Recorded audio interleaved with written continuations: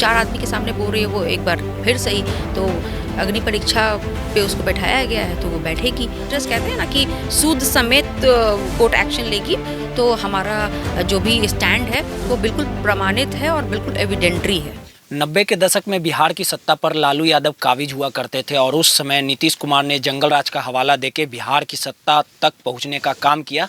16 सालों से बिहार की सत्ता पर विराजमान भी है। लगातार नीतीश कुमार की तरफ से वादा दावा किया जाता है बिहार में कानून का राज है, सुशासन का राज है, लेकिन विगत कुछ सालों से जिस प्रकार से बेटियों पर अन्याय हो रहा है, लगातार मुजफ्फरपुर बालिका गृह कांड, उसके बाद पटना गाय घाट बालिका गृह कांड जो हुआ और जिसको लेके पीड़िता जो आरोप लगाई है, जब इस पूरे मामले को लेके पीड़िता ने जो सच्चाई बताया और इसको लेके जो सिस्टम को कार्रवाई करना चाहिए था, कहीं ना कहीं सिस्टम बैकफुट पर नजर आया और उसके बाद इस पूरे मामले को लेके स्वतः हाईकोर्ट ने संज्ञान लिया था। और आज इस पूरे घटनाक्रम में जो पीड़िता की एडवोकेट हैं मीनू कुमारी जी, वो हमारे साथ मौजूद हैं।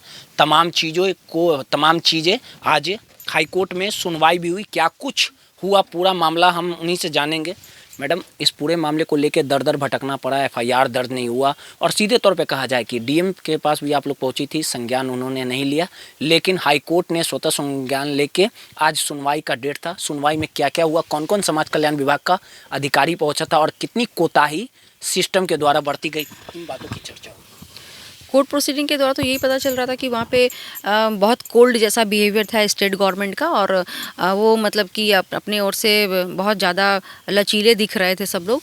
और बस एक एफिडेविट शायद फाइल हुई है और वो कह रहे थे कि अभी विक्टिम को सुनना है, तो विक्टिम को तो सुनने के लिए तो भाई स्टेट वेलफेयर डिपार्टमेंट आ गई, सीजीएम के यहाँ से भी बयान हो गई है, तो अब और कितना सुनना चाहते हैं, कोई बात नहीं, वो कोर्ट में भी सुनना चाहे, वहाँ पे भी वो लड़की वही बात बोलेगी जो सच्चाई है, जो 4 आदमी के सामने बोल रही है वो एक बार फिर सही, तो अग्नि परीक्षा पे उसको बैठाया गया है तो वो बैठेगी और अपनी बात कहेगी।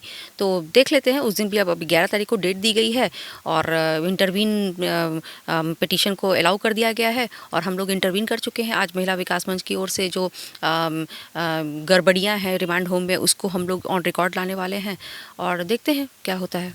लेकिन जिस प्रकार से पूरा सुनवाई हुआ, जब जज साहब पहुँचे थे, तमाम चीज़ें जो आपने तथ्य बताने का काम किया कि थाने को चक्कर लगाना पड़ा, डीएम साहब ने पीड़िता से मुलाकात तक नहीं की, समाज कल्याण विभाग जो क्लीन चिट जारी कर दिया आनन फानन में, उसके बाद पीड़िता का बयान लिया गया 3.5 घंटा, जब सारी चीज़ें साफ थी तो अभी भी एफआईआर तो दर्ज हो जाना चाहिए था। इस तमाम चीज़ों को लेके अपने हाईकोर्ट के जो जज साहब है उनको अवगत कराया, उनके तरफ से क्या कुछ रिएक्शन आने को मिला और समाज कल्याण विभाग का कोई नहीं, court was only on one line कि what was the action taken by the state government, तो वो बस वही पूछ रहे थे कि एक लाइनर था उनका कि क्या हुआ, और उस पर बस वही टाल बटाल घुमा फिरा के जवाब दी जा रही थी। और तो कोई बात नहीं, ठीक है, कितना टहलाएंगे कितना घुमाएंगे, वो हम लोग नेक्स्ट डेट 11 तारीख को कोर्ट में भी प्रीता अपना बयान दे देगी। हम लोग वेट कर रहे हैं 11 तारीख का। 11 तारीख को प्रीता आएगी बयान देने? जी हाँ, कोर्ट में। जी हाँ। लेकिन एक चीज़ है मैम, लगातार जिस प्रकार से बातें इस पूरे घटनाक्रम की देखी जाए तो काफ़ी लेट लतीफ़ी हो रही है। अगर कोर्ट संज्ञान नहीं लेता तो ये मामला तो दब जाता और कहीं ना कहीं जो शेल्टर होम का तमाम चीज़ें हैं, जो सच्चाई है, वो अंदर की बाहर नहीं आती। इन चीज़ों को भी, तथ्यों को आपने रखने की बात की कि हाँ, जो शेल्टर होम है वहाँ जाके लड़कियों से बात की जाए, काफ़ी नारकीय स्थिति है और जिस प्रकार से जिस्म फरोशी का धंधा कराया जा रहा है, हमेशा विवादों में वंदना गुप्ता रही है, उस पर सिर्फ ट्रांसफ़र कर दिया जाता है, कोई कार्रवाई नहीं की जाती है। ये तो जनरल टेंडेंसी रही है ना विभागीय लोगों का, तो अब डिपार्टमेंट्स का यही रवैया है, इसलिए तो आज हम लोग इस हाल में आ गए हैं कि मतलब कि रिमांड होम का जो मैटर अब आ गया है, खुल के एकदम सामने आ गया है। तो ये सब क्या है, वो इनका लचीला बिहेवियर कि बस अगर वो उस चीज़ों को व्यवस्थित कर लेते तो इतना बात आगे नहीं बढ़ती ना। और फिर जो लड़कियां अब बिल्कुल ओपन होकर के, जैसे कहते हैं ना कि अब उनके बर्दाश्त के बाहर की चीज़ें कि अब वो बोल रही हैं, पहले वो दबी कुचली सी थी, नहीं बोल रही थी, लेकिन अब तो एक नहीं, 2 नहीं, 3-4 लड़कियां सब सामने आके बोलने के लिए तैयार हैं। तो अब ये बहुत ज़्यादा ओवर हो चुका है, इस वजह से ये अब तो सामने आएगा ही और कोर्ट भी इसको बहुत सीरियसली ले रही है। मैं इसलिए बहुत ज़्यादा कॉन्फिडेंट हूँ कि कोर्ट ने बहुत सीरियसली ले लिया है इस चीज़ को।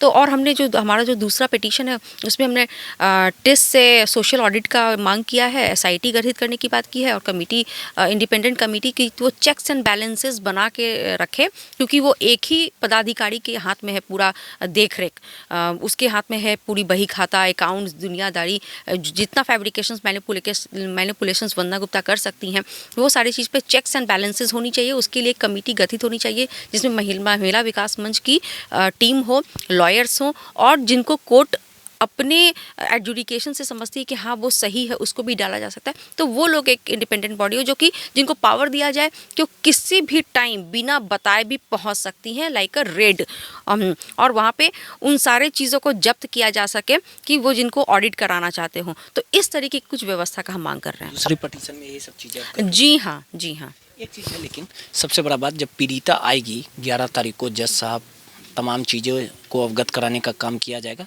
लेकिन आप जिस प्रकार से बता रही थी कि 5 लड़कियां वहां से गायब है, साथ में ये भी कि कई लड़कियां अगर चाहेंगी तो कितनी लड़कियां आ सकती हैं गवाही देने, जो आपकी जानकारी में हो? वो कोर्ट का के गाइडेंस में हो रहा है। तो अगर कोर्ट चाहेगी कि हाँ कुछ बुलाया जाए जो बोलना चाहती हो, कुछ भी आधार होगा ना आपके पास, 3-4 लड़कियां होंगी आपके पास। बिल्कुल, वो हमने सारा अपने पिटीशन में एनेक्स कर दिया है। वो जो भी चीज़ें हैं जिसके आधार पे हम ये सारी बातें बोल रहे हैं, वो सारी चीज़ें, क्योंकि ये कोर्ट कचहरी है, ये कोई ऐसे कहीं पे भी जाके आप बोल नहीं रहे हैं, ओरल कुछ नहीं हो रहा है यहाँ पे। सब लिखित, प्रमाणित और डॉक्यूमेंट्री एविडेंट्री वैल्यू के साथ हम इस चीज़ों को बयां कर रहे हैं। तो हमारा जो भी स्टैंड है वो बिल्कुल प्रमाणित है और बिल्कुल एविडेंट्री है। लेकिन और कोई मामले में मैं देखता हूँ, या मतलब इस तरह के मामले जब आते हैं तो एफआईआर दर्ज हो जाता है, कोर्ट स्वतः संज्ञान लिया, लेकिन एफआईआर अभी तक दर्ज नहीं किया गया। ये भी तो सबसे बड़ा सवाल कहीं ना कहीं उठ रहा है। जज साहब इसको नहीं, एफआईआर तो बहुत छोटी सी चीज़ है, बहुत छोटी। हाँ हाँ हाँ हाँ, ठीक है, होती है कभी कभी लैचेस होती है, लेकिन एफआईआर तो बहुत छोटी सी चीज़ है। जब ये इंक्वायरी लेवल पे जब चीज़ें आ जाएंगी तो फिर वो एफआईआर से बहुत बड़ी चीज़, वो विभागीय कार्रवाई हो जाएगी। उसके बाद सस्पेंशन, डिसमिसल, बहुत बड़ी बड़ी चीज़ें होती हैं। तो ये एफआईआर बहुत छोटी सी चीज़ है, और यहाँ हम एफआईआर पे फोकस नहीं कर रहे हैं। यहाँ पे पूरी डिपार्टमेंटल जो इंक्वायरी होती है, विभागीय इंक्वायरी होती है, जिसमें फिर तो ज़िंदगी में कोई ये इंसान ये ना सोच पाएगा कि इस तरीके की कार्य करें। तो एफआईआर तो खैर होना ही होना है। उसके ऊपर उनको ना विथ इंटरेस्ट कहते हैं ना कि सूद समेत कोर्ट एक्शन लेगी। तो FIR with departmental proceeding, with dismissal, suspension, न जाने सीबीआई इंक्वायरी, एसआईटी, वो सारी चीज़ों पे हम फोकस कर रहे हैं कि इस तरीके की चीज़ें हो। तो रहने दीजिए, नहीं हो रही, सूद समेत कुकर्म भुगतना पड़ेगा। बिल्कुल बिल्कुल बिल्कुल। एक चीज़ और आखिरी सवाल है कि अगर पीड़िता 11 तारीख को आती है, सुनवाई हो जाता है, तो अमिताभ दास ने भी कहा है कि मेरे पास जो जानकारी है, पूरा आधार है हमारे पास, 4 मंत्रियों के पास जो भेजा जाता था लड़कियों को, वो हमारे पास पूरा पुख्ता सबूत है। उनसे भी आप संपर्क साधिएगा क्या? मैं क्यों साधूंगी किसी से संपर्क? अगर किसी को आना है और कोर्ट में आ रहे हैं तो इसमें वो टैग करा सकते हैं अपने आप को। नहीं, बिल्कुल, बहुत अच्छी बात है कि जितने लोगों के साथ और जिन लड़कियों के साथ ये सब हुआ है, वो अगर आगे आए, वो कुछ रिकॉर्ड को अवेलेबल करा सके कोर्ट को असिस्ट करने में, तो बहुत अच्छी बात है। और मैं कहूँगी उन जैसे और तमाम लोगों को जिनके पास कुछ है, वो आए इस पीआईएल में डालें। जैसे कि 1-2 पीआईएल और फाइल हुआ है जिनके पास एडिशनल इंफॉर्मेशन है, वो भी अपने आप को इसमें टैग कराएंगे और वो सारी बातों को खुलासा होगा यहाँ पे। तो ये बहुत बड़ा मामला है, और सब लोग जो लोग के पास जो भी चीज़ है, मैं अपील कर रही हूँ लोगों से, वो आएँ और अपनी इन्फॉर्मेशन दें। हम लोग सब मिलकर इस गंदे खेल को ख़त्म करने का वक्त आ गया है, और हम लोग इसको ख़त्म करने की पीड़ा उठाएं। आज जिस प्रकार से सुनवाई हुई न्याय के मंदिर में, जीत की राह जो है वो दिख रही है। जी हाँ, ये पहला जीत हुआ है कि इंटरवीनर एप्लीकेशंस अलाउ कर दिया गया है और हमें पार्टी इम्प्लीड कर दिया गया है। एप्लीकेशन होता क्या? ये इंटरवीनर एप्लीकेशन होता है कि हम, मेरी भी सुन लीजिए, हम भी बीच में घुस कर आ रहे हैं। जैसे सीधे टर्म में बता रही हूँ, जो कॉमन लोग को समझ में आए कि हम भी बीच में घुस रहे हैं, हम, मेरी बात सुन लो। तो हम बीच में क्यों घुस रहे हैं? हमारा ही मामला है, तो हमें तो ज़रूर सुना जाए। तो हमने विक्टिम की ओर से राय किया है, और महिला विकास मंच की ओर से भी जो उन गड़बड़ियों का है जिक्र किया जाएगा, वो भी 11 तारीख को सुनवाई होगी, पीड़िता के बयान के बाद ही आगे। जी हाँ, जी हाँ। देखिए, सीधे तौर पे ये वकील, जो पीड़िता के वकील हैं मीनू जी थी, सीधे तौर पे कहा कि आज सुनवाई हो गई है, अगली सुनवाई 11 तारीख को, पीड़िता को कोर्ट आना होगा, तमाम चीज़ें जो हैं वो जज साहब सुनेंगे, और सीधे तौर पे न्याय के मंदिर में जो जीत की लड़ाई है वो बदस्तूर जारी है, और किसी भी कीमत पर जो भी दोषी लोग रहेंगे उनको सज़ा देने के लिए जो हमारी मुहिम है वो जारी रहेगी। रोहित, NBC 24 पटना।